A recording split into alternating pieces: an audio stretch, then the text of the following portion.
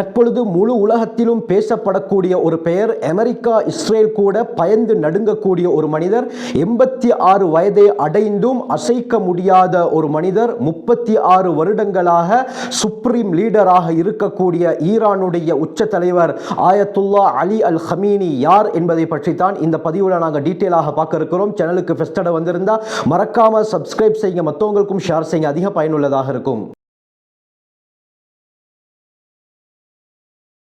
நேர்கள் அனைவருக்கும் அஸ்ஸலாமு அலைக்கும் வரஹ்மத்துல்லாஹி வபரகாத்துஹ். இறைவனுடைய சாந்தியும் சமாதானமும் என்றென்றும் நம் அனைவர் மீதும் உண்டாவதாக. கடந்த 12 நாட்களாக ஈரானுக்கும் இஸ்ரேலுக்கும் மத்தியில் போர் நடந்து தற்பொழுது சீஸ்ஃபயர் எக்ரிமெண்ட்டுக்குள்ளால் 2 நாடுகளும் இருக்கின்றன.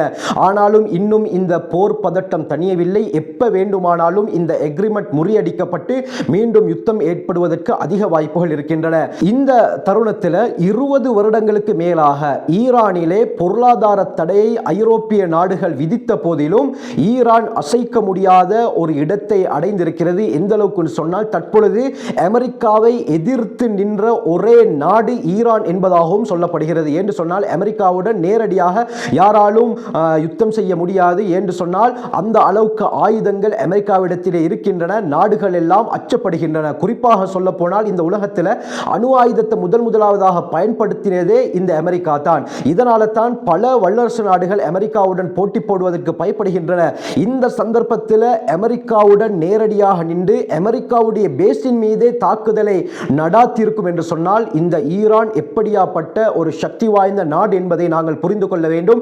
20 வருடங்களுக்கு மேலாக பொருளாதார தடை விதித்து இருந்தும் இந்த யுத்தத்திலே ஈரானுடைய டெக்னாலஜி, ஈரானுடைய அதிநவீன பயங்கரமான மிசைல்களை பார்த்து முழு உலகமும் நடுங்குகிறது. இந்த நாட்டுக்கு பொருளாதார தடை விதித்த போதிலும் இப்படியாப்பட்ட டெக்னாலஜி, இப்படியாப்பட்ட மிசைல்ஸ், இப்படியாப்பட்ட அணு ஆயுதங்களை எப்படி ஈரானால் தயாரிக்க முடியும் என்பதுதான் கண்ணியமானவர்களே.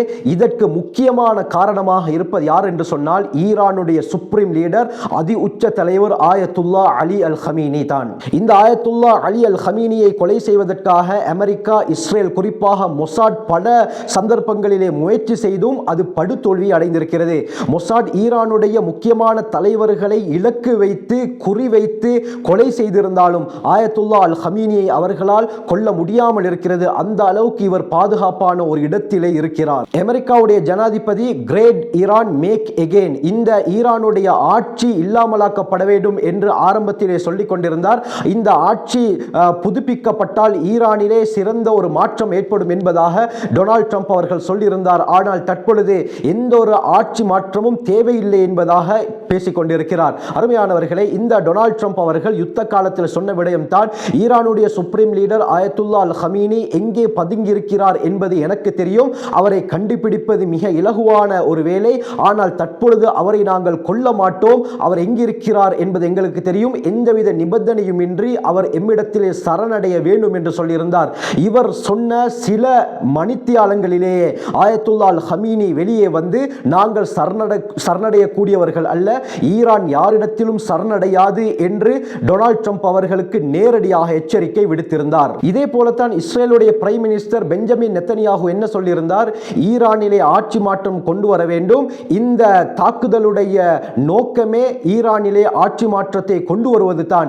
ஈரான் மக்களுக்காக வேண்டி இஸ்ரேல் இருக்கிறது, நாம் இருக்கிறோம், நீங்கள் எந்த கவலையும் பட தேவையில்லை, இந்த ஆயத்துல்லா அல் ஹமீனியை ஆட்சியிலிருந்து இல்லாமலாக்க வேண்டும் என்றெல்லாம் அவர் சொல்லியிருந்ததையும் நாங்கள் அவதானித்திருக்கிறோம். இந்த அளவுக்கு ஈரானுடைய அதிபருடைய போஸ்டையும் தாண்டி உயர்ந்த அந்தஸ்தில் இருப்பவர் தான் ஆயத்துல்லா அலி அல் ஹமீனி.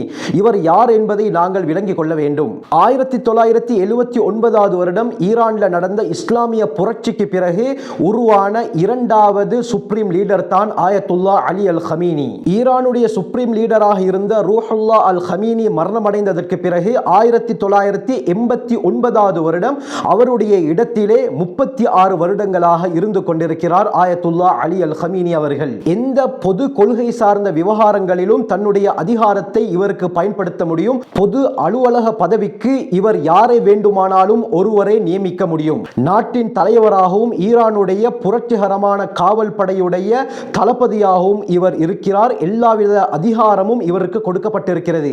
குறிப்பாக சொல்ல போனார், ஈரானுடைய ஜனாதிபதியை இவருடைய பேச்சை தான் கேட்டு நடக்கிறார். 1939 ஏப்ரல் 19ஆம் தேதி ஈரானுடைய இரண்டாவது பெரிய நகரம் தான் மஷ்ஹத். இந்த மஷ்ஹத் ஹொராசானிலே அமைந்திருக்கிறது. இந்த ஊரிலே ஒரு மிக சிறந்த குடும்பத்துடைய 8 குழந்தைகளில் இரண்டாவது நபராக ஆயத்துல்லா அலி அல் ஹமீனி அவர்கள் பிறக்கிறார்கள். சிறுவயதில் இருந்தே கல்வியின் மீதும் ஆன்மீகத்தின் மீதும் அதிக தாக்கமுடையவராக இருக்கிறார். எந்த அளவுக்கு என்று சொன்னால், தன்னுடைய 11வது வயதில் ஈரானுடைய மதகுருவுடைய அந்தஸ்தையும் அடைகிறார். இவருடைய தந்தையின் பேர் ஜவாத் அல் ஹமீனி, தாயுடைய பேர் ஹதீஜா மேர்தாமாதி. ஈரானில் இருக்கக்கூடிய ஷியா பிரிவுடைய தலைவராக இவருடைய தந்தை ஜவாத் அல் ஹமீனி இருந்தார். இவர் சிறுவயதிலேயே மதகுருவுடைய அந்தஸ்தை அடைந்தாலும் ஆன்மீகத்துடன் சேர்ந்து இவருக்கு அதிகமாக அரசியலில் தான் ஈடுபாடு இருந்தது. இவர் ஒரு சிறந்த பேச்சாளர். அந்த காலத்திலே பதவியில் இருந்த ஷாஹுவை விமர்சித்தவர். ஷாஹுவை விமர்சித்ததின் காரணமாக பல வருடங்கள் சிறையிலும் பதுங்கு குழிகளில் தான் இவர் இருந்தார். எந்த அளவுக்கு சொன்னால், ஷாஹுடைய ரகசிய காவல் படை மூலமாக 6 தடவை இவர் கைது செய்யப்பட்டிருக்கிறார். அதற்கு பிறகு 1979வது வருடம் புரட்சி ஏற்படுத்தப்பட்டு ஷாஹ் பதவியிலிருந்து வெளியேற்றப்படுகிறார். அந்த சந்தர்ப்பத்தில் ஈரானுடைய சுப்ரீம் லீடராக இருந்த ஆயத்துல்லா ரூஹுல்லா அல் ஹமீனி என்ன செய்கிறார்? இந்த அலி அல் ஹமீனி அவர்களை ஈரானுடைய தலைநகர் தெஹ்ரானுடைய மஸ்ஜிதிலே ஹுதுபா வெள்ளிக்கிழமை என்று ஜும்ஆ பேருரை நிகழ்த்தக்கூடிய தலைமை பொறுப்புக்கு இவரை நியமிக்கிறார். 1981வது வருடம் ரூஹுல்லா அல் ஹமீனி ஈரானுடைய அதிபராக ஆகிறார். அதற்கு பிறகு தன்னுடைய 86வது வயதிலே ஆயத்துல்லா ரூஹுல்லா அல் ஹமீனி மரணம் அடைந்ததற்கு பிறகு அவருடைய இடத்திற்கு அலி அல் ஹமீனி அவர்கள் நியமிக்கப்படுகிறார்.